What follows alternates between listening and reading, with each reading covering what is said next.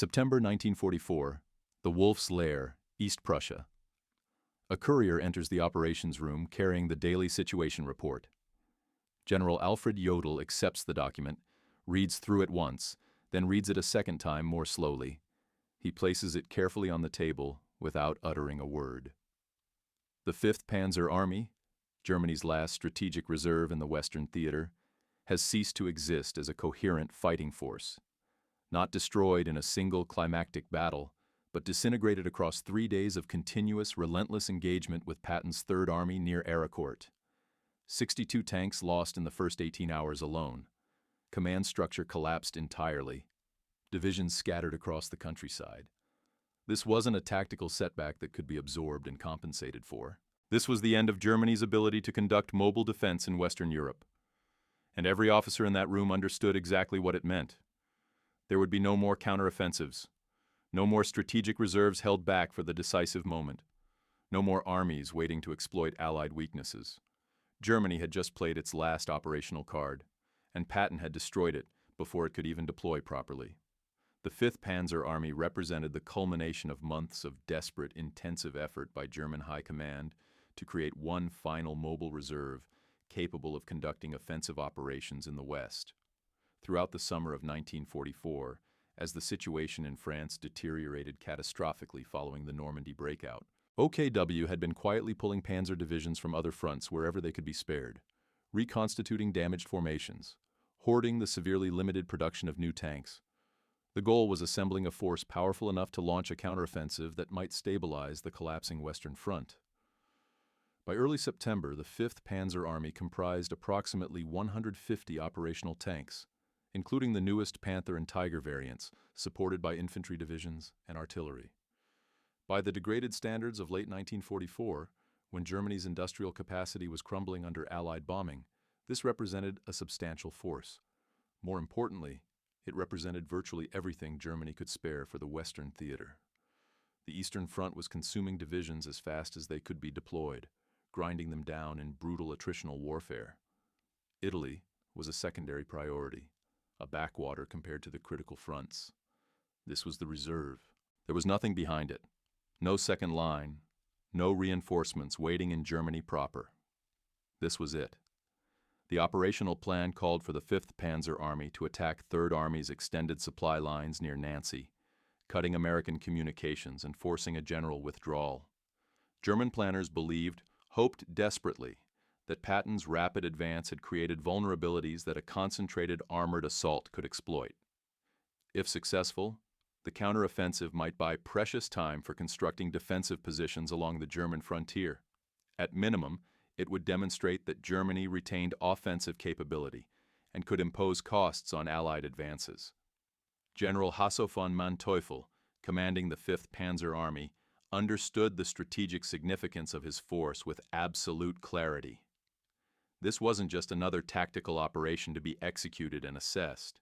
This was Germany's last genuine chance to regain initiative in the West through offensive action. His briefings to subordinate commanders emphasized repeatedly that failure wasn't just unacceptable. It was impossible to recover from. There would be no second attempt, no additional reserves to commit if this operation failed. Success was essential because there were no alternatives remaining. The Army began moving toward its assembly areas in mid-September. The movement was conducted with extraordinary security measures. Radio silence was strictly, absolutely enforced.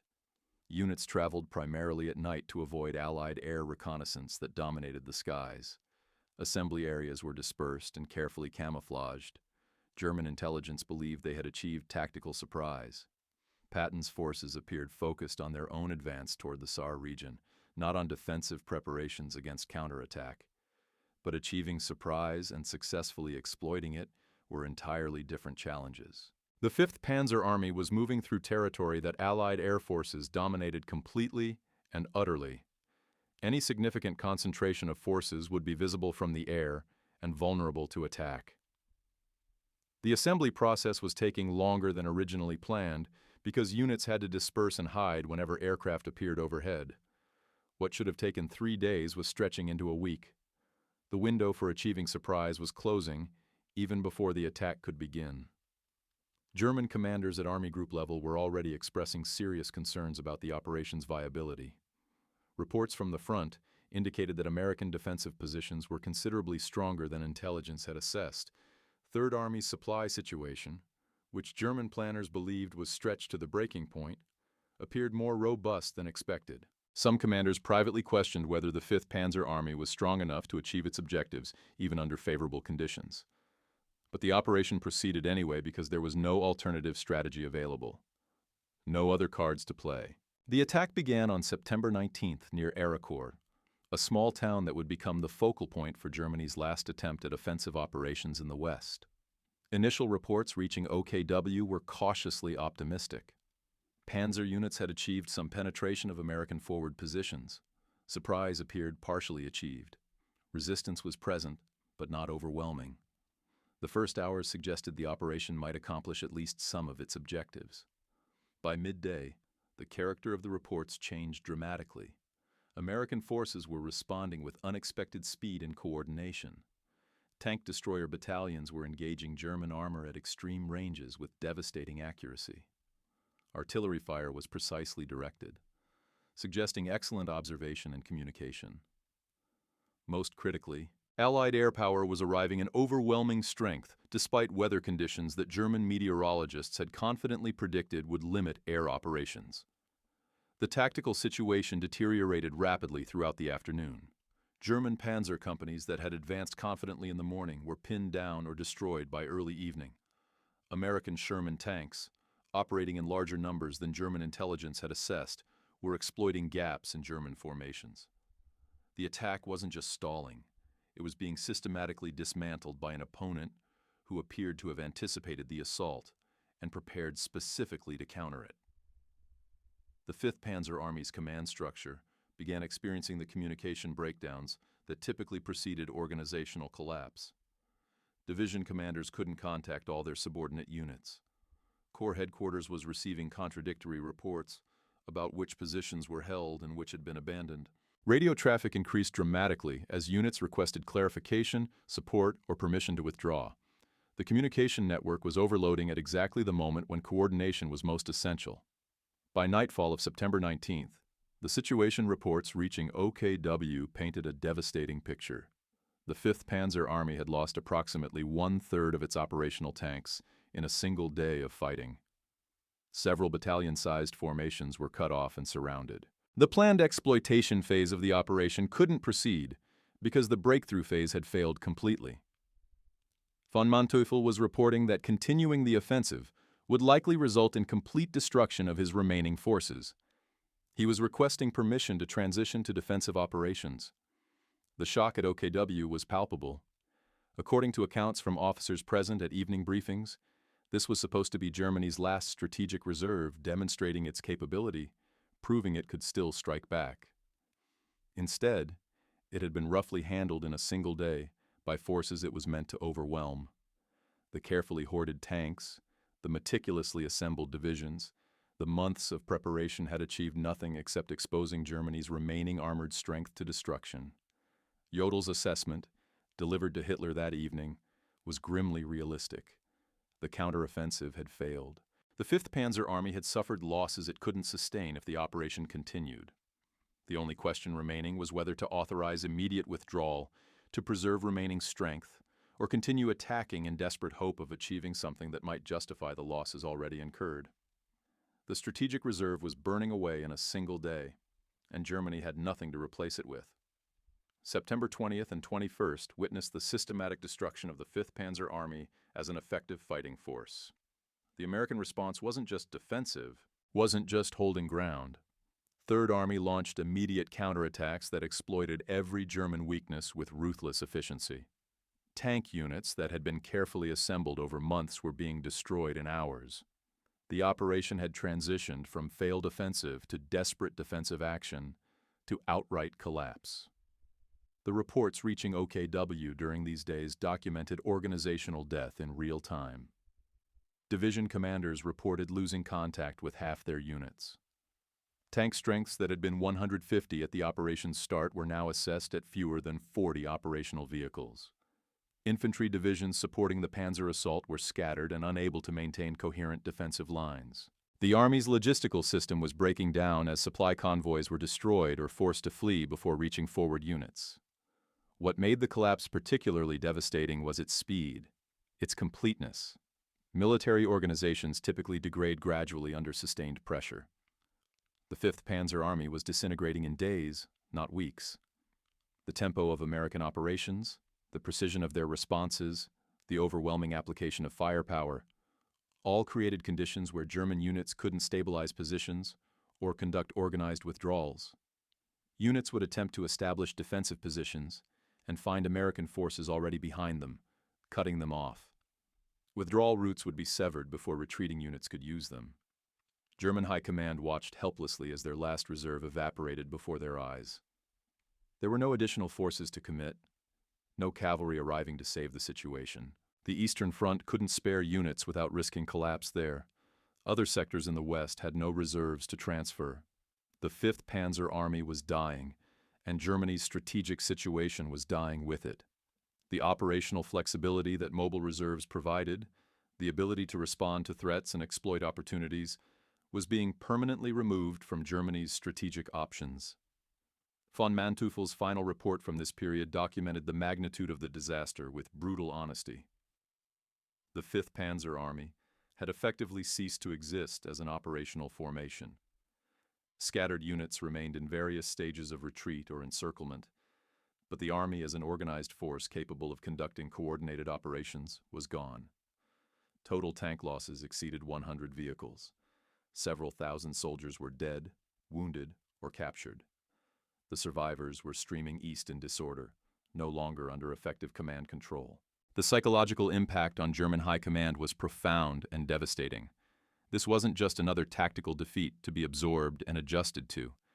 This was the moment when Germany's strategic position became irretrievable through military means alone.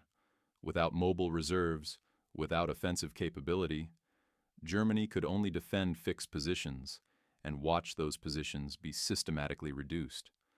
The war in the West had fundamentally changed, and everyone at OKW understood that the change was permanent and irreversible. The strategic implications of the 5th Panzer Army's destruction were immediately apparent to German planners, even if Hitler initially refused to fully acknowledge them. Germany's entire defensive strategy for the West had assumed the existence of mobile reserves that could counterattack Allied penetrations, threaten their flanks, and force caution in their advances. Without those reserves, the entire strategic framework collapsed.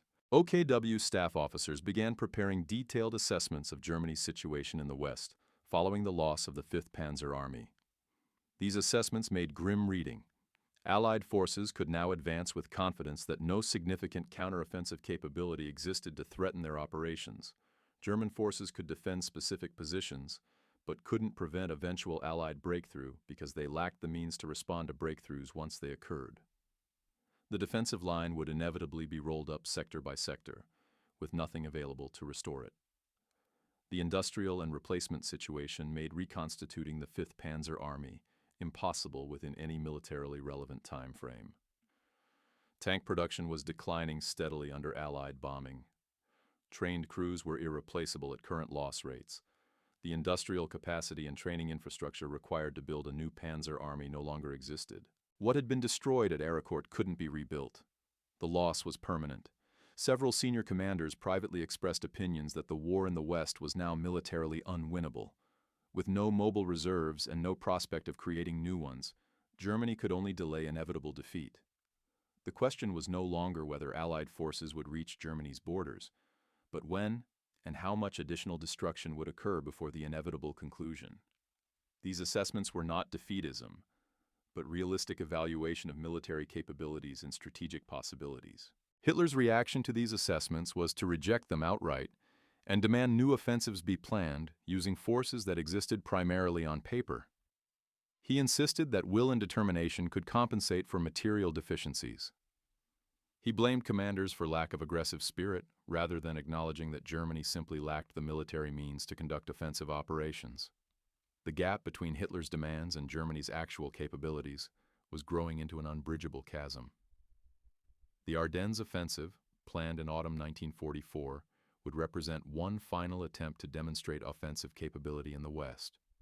But even as it was being planned, officers at OKW understood it would consume remaining resources without achieving strategic objectives. The forces being assembled for the Ardennes would come from desperate scraping of every available unit, not from systematic buildup of proper strategic reserves. It would be Germany's last offensive, not because it succeeded, but because nothing would remain after it failed. The destruction of the 5th Panzer Army at Arracourt marked the point where Germany's strategic situation transitioned from difficult to hopeless. Before September 1944, Germany could still theoretically stabilize the Western Front, given favorable circumstances. After September 1944, no plausible circumstances existed under which Germany could prevent eventual Allied victory. The loss of the last strategic reserve meant loss of strategic flexibility. And without flexibility, Germany could only react to Allied initiatives rather than imposing its own operational vision. The longer-term consequences of the 5th Panzer Army's destruction extended far beyond the immediate tactical situation in September 1944. Germany had lost more than tanks and soldiers at Arracourt. It had lost the last possibility of conducting the kind of mobile defense that might have prolonged the war substantially. The transition from active defense with counteroffensive capability to purely passive defense meant the pace of Germany's defeat would accelerate.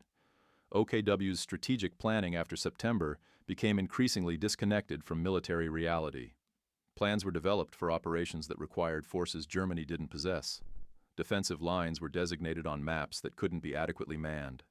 Counterattacks were ordered using divisions that existed as administrative shells rather than combat-capable formations.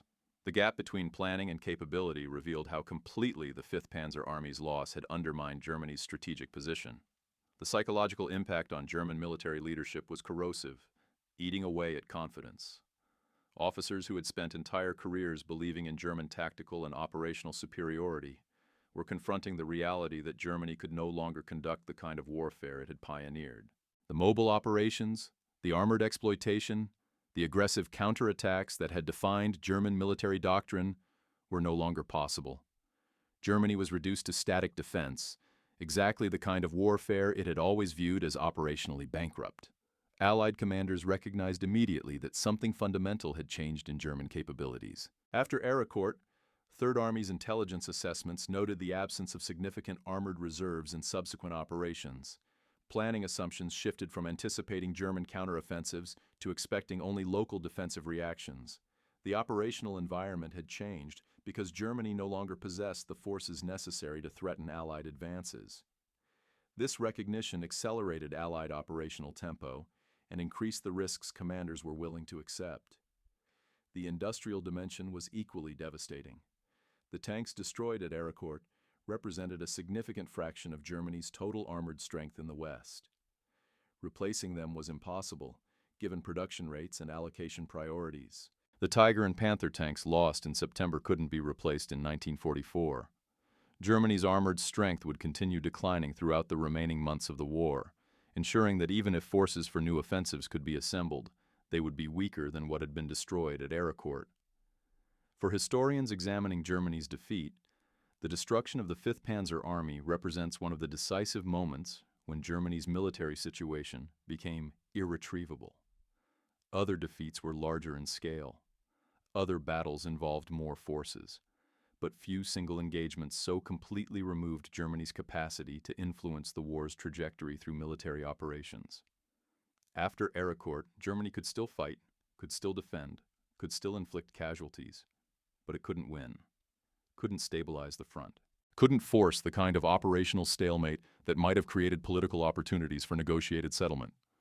What the German High Command said when Patton destroyed their last army in reserve was ultimately very little that could be said publicly. The official communications emphasized determined resistance and confident defense, but the private assessments, the internal reports, the conversations among senior officers, all reflected the same devastating realization. Germany had committed its last operational reserve to an offensive that failed catastrophically. There were no more reserves, no more mobile armies, no more strategic flexibility. The war in the West had been lost at Arracourt, even though fighting would continue for 8 more months. Everyone at OKW understood this, even if Hitler refused to acknowledge it. The moment when they read those reports documenting the 5th Panzer Army's destruction was the moment they knew Germany would lose the war in the West. Not because they lacked will or determination, but because they had nothing left to fight with that could meaningfully alter the outcome. If this story of Germany's last strategic gamble and its catastrophic failure has captivated you, make sure you're subscribed to WW2 Gear. Hit that subscribe button and notification bell so you never miss our deep dives into the pivotal moments that decided the war. Drop a comment and tell us, do you think Germany ever had a realistic chance after Arracourt? Or was the writing already on the wall? And let us know where you're watching from. We love hearing from our global community of history enthusiasts, because these aren't just stories about battles and armies. They're about the moments when the course of history became inevitable. Subscribe now so you never miss another one.